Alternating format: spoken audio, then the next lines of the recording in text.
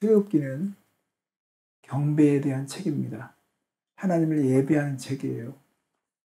출애굽기는 이스라엘 백성이 애굽에서 탈출하는 이야기를 말하는 것 같지만 사실은 더 깊은 의미 속에는 하나님께서 이스라엘 백성을 경배자로 만드시는 그 과정을 우리가 볼 수 있습니다. 그래서 출애굽기는 경배에 대한 책이다. 여러분, 구원은 시작에 불과합니다. 구원의 완성, 구원의 목표는 우리가 경배자가 되는 것입니다. 경배에 대한 연료는 하나님을 아는 거예요. 하나님을 알아가지 않으면 불이 붙다가 꺼져버려요. 하나님을 알아가지 않으면 우리 예배에 문제가 생깁니다. 아무리 감동스러운 영화를 보더라도요, 계속 똑같은 걸 계속 보면 그 영화가 실증나게 돼 있어요. 그것처럼 하나님을 알아가지 않고 예배를 계속 드리면 이 예배가 되게 무미건조해집니다. 그래서 우리는 하나님을 알고자 해야 됩니다. 이게 되게 중요한 거예요. 그렇기 때문에 예배 드리는 사람의 그 태도를 보면 그 사람이 지금 어디에 와 있는지 그 신호를 알려줍니다. 갈급한지. 사람이 배가 고프면 갈급해지거든요. 하나님에 대한 갈급함이 일어나면 예배 드리는 태도도 달라지게 되어 있습니다. 그래서 하나님은 이스라엘 백성을 시내 산으로 데려가셔서 거기서 하나님을 예배할 수 있는 백성을 삼으시면서 계명을 주십니다. 이 계명은 하나님의 완전한 지혜로 인간의 행복과 자유를 위해서 이 10가지를 지키면, 이 10가지를 분명히 하면 인간은 행복과 자유가 보존될 것이라고 확신하신 것입니다. 그래서 이 십계명 하나하나를 우리가 지금 보고 있어요. 근데 여러분, 이 십계명 중에서 사람들이 쉽게 지킬 수 있다고 생각하는 계명, 그게 살인하지 말란데, 지난주에 우리가 살펴봤듯이 사실은 폭력, 어떤 원한 때문에 일어나는 살인만을 말씀하신 것이 아니라 우리의 삶에는 생각보다 가까이 살인이 와 있습니다. 우리 마음의 살인. 그래서 우리가 하나님의 이 말씀 십계명을 대할 때는요, 우리는 성숙해야 됩니다. 어떤 초보적인 생각을 가지고 십계명을 대하면 마치 하나님은 우리를 얽어매고 우리의 자유를 속박하고 아주 그냥 기쁘게 되는 것을 참지 못해서 우리의 자유를 막 빼앗는 그런 신으로 생각할 만큼 이 십계명이 답답하게 보이는데, 그러나 우리가 살다 보면 깨닫고 보면, 성숙해서 보면 이 계명이 얼마나 완전했는지를 알게 됩니다. 여러분, 오늘 그래서 이 십계명 가운데 사람들이 가장 부담스럽게 여기는 계명, 이 간음하지 말라라는 것을 오늘 여러분께 전하겠습니다. 성도 여러분, 우리가 사는 이 세상은요, 드라마와 영화의 모든 소재가 거의 대부분이 불륜입니다. 간음으로 모든 소재를 그렇게 만들고 있습니다. 그리고 이 소재가 더럽고 추악한 것이 아니라 아름답게 포장해서 지금 제공되고 있습니다. 점점 사람들은 이 간음에 대해서 둔감해집니다. 특히 정치 지도자들이 수없이 불륜과 간음을 저지름에도 얼굴이 뻔뻔스럽게 나라를 새롭게 하겠다고 막 나오잖아요. 그만큼 우리가 지금 사악한 시대를 살고 있습니다. 자, 여러분, 그러므로 우리가 이 간음하지 말라는 이 말씀을 정신을 똑바로 차리고 도대체 하나님이 왜 이렇게 말씀하셨는가 한번 오늘 우리가 배워야 할 것입니다. 여러분, 간음이 왜 파괴적일까요? 간음이 왜 문제가 된 것입니까? 우선 첫 번째로, 간음은 십계명 전체를 다 깨버립니다. 십계명 전체를 다 위배하게 됩니다. 여러분, 우리가 십계명을 다 첫째부터 10번째까지 다 우리가 이제 이해하잖아요. 그죠? 해보지 않아도 이제 알잖아요. 그릴 수 있잖아요. 제가 손가락만 보면 알잖아요. 간음은 탐심으로 시작됩니다. 10번째 계명에 내 이웃의 것을 탐하지 말라고 했어요. 간음은 탐심으로 시작되게 됩니다. 이것을 정확하게 꿰뚫어 보시고 통찰력 있게 말씀하신 분이 예수님이십니다. 마태복음 5장 27절, 28절이면 또 간음하지 말라 하였다는 것을 너희가 들었으나 나는 너에게 이르노니 음욕을 품고 여자를 보는 자마다 마음에 이미 간음하였느니라. 간음은 탐심으로 시작됩니다. 그런데 이 간음이 결국은 거짓 증거를 낳습니다. 왜냐하면 사람을 속이거든요. 마음을 속입니다. 생각을 속입니다. 아닌 척합니다. 그러나 그 마음 안에는 갖고 싶은 열망이 있어서 탐심을 계속 가지고 있어요. 그러니까 10번째 계명 탐하지 말라고 하는데 10번째 계명 어기기 시작하죠. 그럼 9번째 계명 우리가 거짓 증거를 하지 말라고 하셨거든요. 그러면 이미 거짓으로 들어오게 됩니다. 그리고 결국은 도적질을 합니다. 도적질을 해요. 남의 소유를 가져옵니다. 뺏어옵니다. 그래서 7번째 계명을 어기게 되어 있습니다.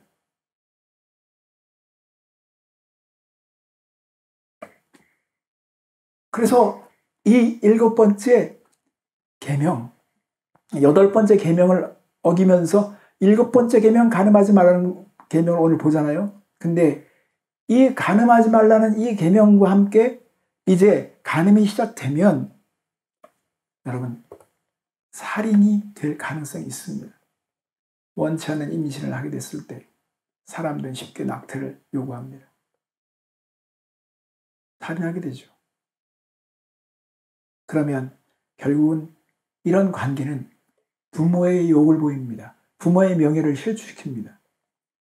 부모들의 마음을 아프게 합니다. 내 부모를 공경하라고 주님께서 말씀하셨는데 부모에게 너무나 큰 실망을 주게 됩니다. 간음은 하나님 안에서 하나님이 예비하신 그 깊은 안식, 거룩한 안식, 거룩한 만족을 내다버립니다. 이것으로 만족할 수 없어. 난 내 방법대로 나는 안식을 찾을 거야. 나의 쉼을 찾을 거야. 나의 만족을 찾을 거야. 자기 방법으로 그런 안식을 취하려고 합니다. 그러므로 4번째 계명도 어기게 되죠. 그런 자들이 하나님께 예비할 때에 그들은 하나님의 이름을 망령되이 일컫게 됩니다. 마음에도 없는 하나님의 이름을 들먹거리죠. 그리고 자기만의 신을 그려냅니다. 내가 믿고 싶은 신, 내가 원하는 신, 내가 편한 신을 그려냅니다. 이런 사람들은 나 외에 다른 신을 내 앞에 두지 말라고 하는 이 계명을 무시해버립니다. 그렇기 때문에 제가 10번째 계명부터 쭉 첫 번째 계명까지 왔죠. 이렇게 모든 계명을 다 깨버리는 계명, 그것이 간음하지 말라는 것입니다. 여기에 가장 중요한 사례 중에 하나가 다윗입니다. 다윗은 우리아의 아내 밧세바를 훔쳤습니다. 탐심을 품었습니다. 근데 임신을 했어요. 그러면 율법을 아는 다윗이 이것은 정말 심각한 문제라는 것을 몰랐을 리 없죠. 그래서 아리바를 만들기 위해서 우리아를 적진으로 몰아냅니다. 장수의 도움을 받아서 가장 전쟁이 치열한 곳으로 우리아를 내보내라. 죽게 만들어라. 이게 뭡니까? 살인적인 생각이죠. 죽이는 거예요. 탐심이 이렇게 무서운 것입니다.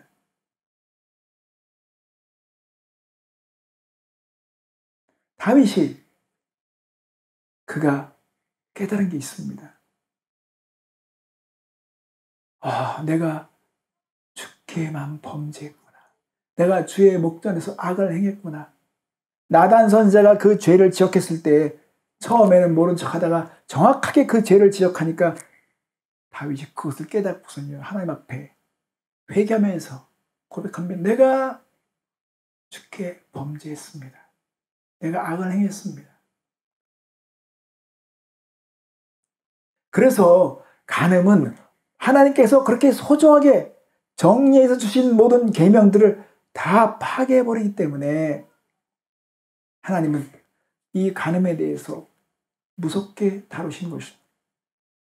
그래서 레위기 20장 10절 말씀에 보면 하나님은 이렇게 말씀하십니다. 누구든지 남의 아내와 간음하는 자, 곧 그의 이웃의 아내와 간음하는 자는 그 간부와 음부를 반드시 죽일지라.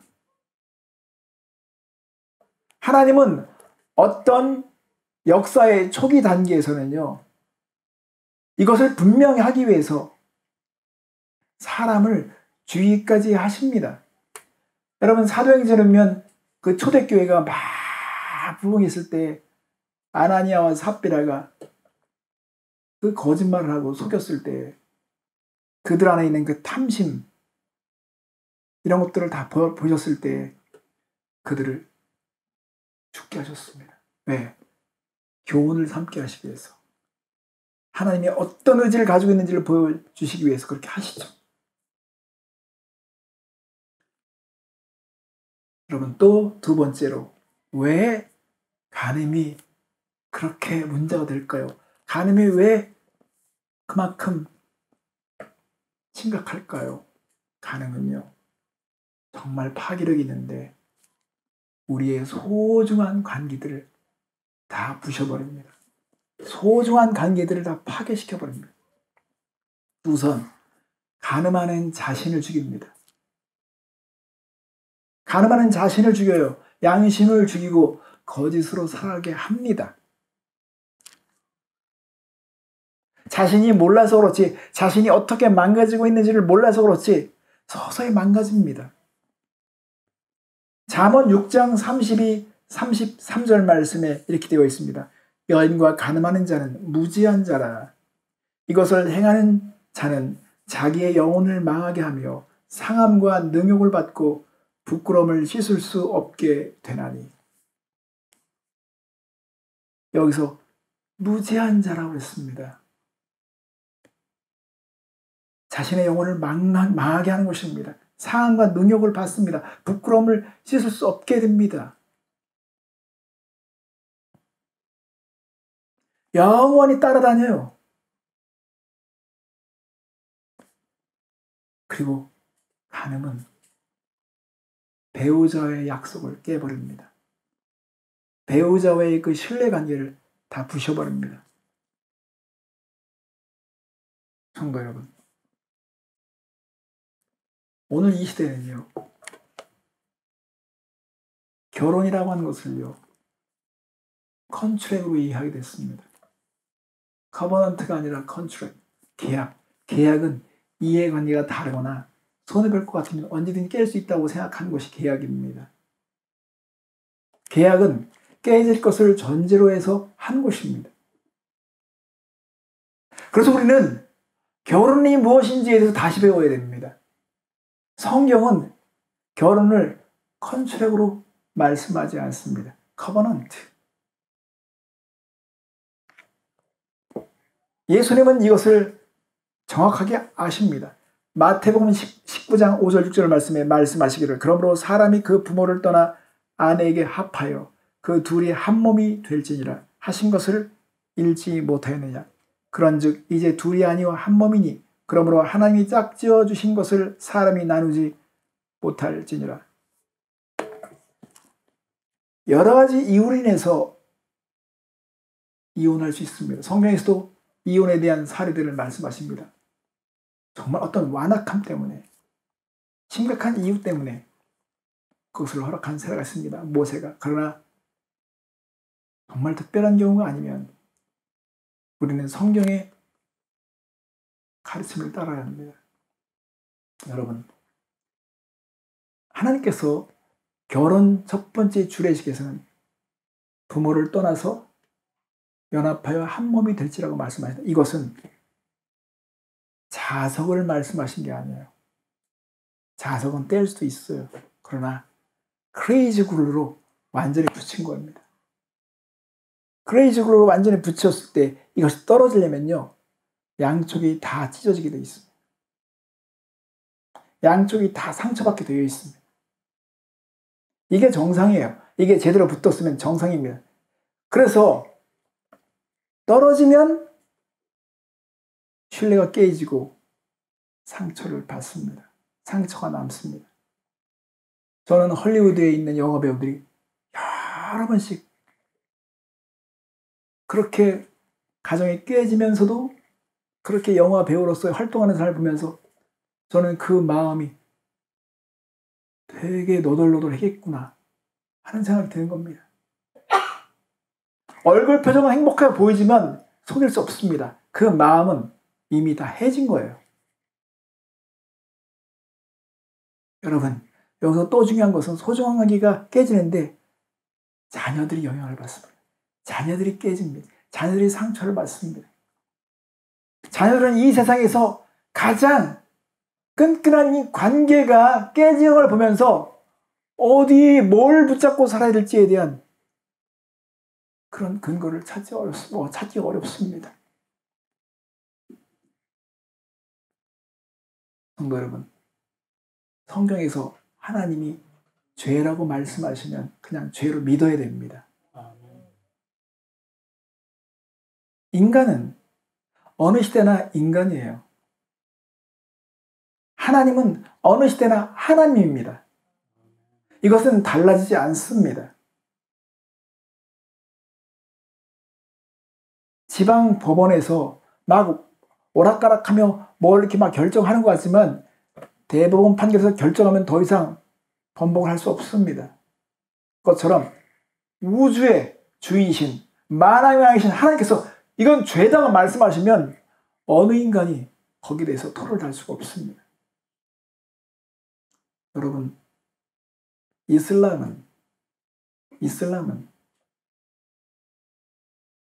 그들의 신에 대해서 토를 달지 않습니다. 이슬람은 해석하기 없습니다. 해석하기 시작하면 순종이 느려져요. 더 좋은 해석을 기다리다 보면 순종이 느려져요. 그러니까 해! 이걸 받지 않으면 칼을 받아. 이게 그들의 사고방식이라고 한다면 그들도 그렇게 하는데, 거짓된 신을 믿는 사람들도 그렇게 하는데, 우리가 정말 하나님을 믿고 있다면, 천지를 지으신 하나님을 믿고 있다면 하나님이 죄라고 말씀하시면 그걸 받아야 되는 것입니다. 토를 달 수가 없습니다. 여러분, 우리가 사는 이 시대는요, 참 어렵습니다. 우리 자녀들에게 학교에서 콘돔을 교육시킵니다. 왜? 임신을 막기 위해서. 이게 무엇을 전제하는 것입니까? 성관계를 묵인하는 것입니다. 이제는 학교도 부모들도 어떻게 교육을 해야 하는지, 어떻게 진리를 사수해야 되는지, 무엇이 옳은 것인지를 가르칠 수 있는 능력을 상실했습니다.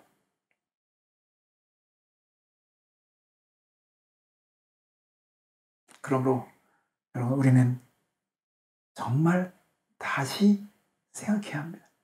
하나님의 이 계명이 얼마나 우리에게 존엄한지를 생각해야 할 것입니다.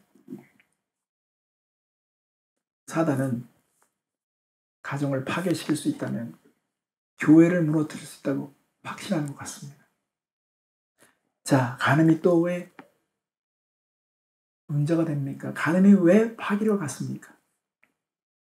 간음이 왜 그렇게 심각합니까? 여러분, 세 번째로 생각할 것은 간음은 결국 멸망케 해서 심판을 부릅니다. 심판을 부른다는 것입니다. 간음은 심판을 부른다는 것. 자, 히브리서 13장 4절 말씀에 있습니다. 모든 사람은 결혼을 귀히 여기고 침소를 더럽히지 않게 하라. 음행하는 자들과 간음하는 자들을 하나님이 심판하시리라. 역사적으로 보면 하나님의 그런 심판이 임할 때는요, 그 시대가 성적으로 타락했을 때입니다. 가정이 다 무너지고 문화와 사회 자체가 다 병들었을 때, 더 이상 역사의 의미를 찾지 못했을 때, 이 시간 자체가 아무런 의미가 없어. 하나님께서 해도 너무하니까 이 시간 자체가 낭비되는 것 같아. 기대할 수 없는 수준이야. 그러면 하나님께서 이걸 끝나기 위해서 심판하시죠. 오늘 이 시대를 보십시오. 이 시대에 사람들이 인터넷에서 찾는 그 단어와 찾는 사람들의 그 선호도의 그 순위 속에서 포르노 문화가 가득 찼습니다.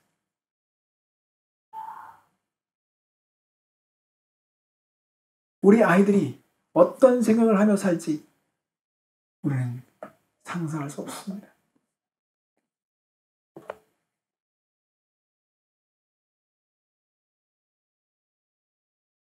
로마의 멸망도 그 시대가 얼마나 심각하게 타락했는지를 알고 있습니다. 10명의 황제 중에서 7명 정도가 다 게이들입니다. 정상적인 관계에 만족을 못하니까 비정상적인 것을 추구하는 왕들로 그들이 살아가는 것입니다. 지금만의 동성애 문제가 아니라 그 시대는요, 우글우글했습니다. 그렇기 때문에 로마에 큰 지진이 일어났을 때, 그때 사람들이 파묻혀 죽었는데 그 시신들을 다 뚜껑을 열어보니까 너무 심각한 그 시대의 상황을 보여줍니다. 지금도 이 시대는 하나님의 심판을 부를 만큼 정말 안타까운 시대를 우리가 맞고 있습니다.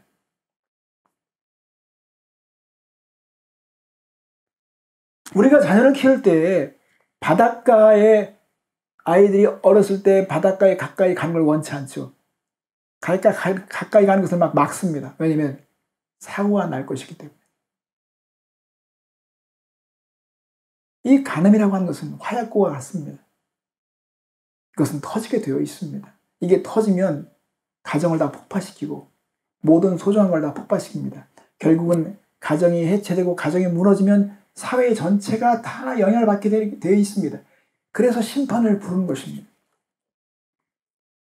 그러므로 여러분, 우리가 최선의 방어는 무엇입니까? 최선의 방어는요, 다른 게 아닙니다. 그늘로 올라가면요, 다 부부관계에 어려움이 있습니다. 부부관계가 핵심입니다.